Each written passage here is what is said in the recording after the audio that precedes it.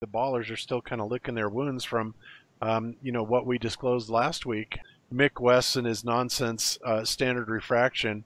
But Mick West, you know, he couldn't resist but come into the comments section on that video that we released this week and, you know, make these completely nonsense arguments. And get this, guys, the comical part about it is when you look at his arguments, he starts posting videos, right, that are demonstrating refraction. And I'm like, dude, nobody is disputing the idea that refraction exists. What we're disputing is, first of all, the fact that you are doing your math and your calculations based on a flat Earth. And it's not a flat Earth, because when you start getting away from that point of origin, the atmosphere gets thinner and thinner and thinner. And I said, and I also find it ironic that the demonstrations that Mick sent me, you know, that you sent me, Mick, were little refraction demonstrations on a flat surface. It's like, what's the matter? Can't you do it on a convex surface? Can't you give us something like we would actually see, you know, if the Earth was curved? You know, he tries to minimalize it. It's like, yeah, we mentioned a lot of reasons in the video why 7.6R or standard refractions is BS, right?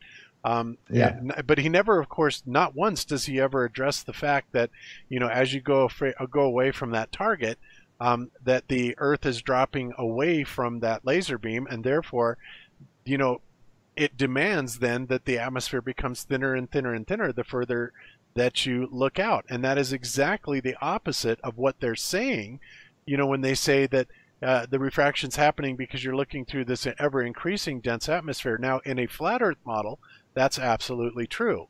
But it totally changes the game when you put it on a ball. So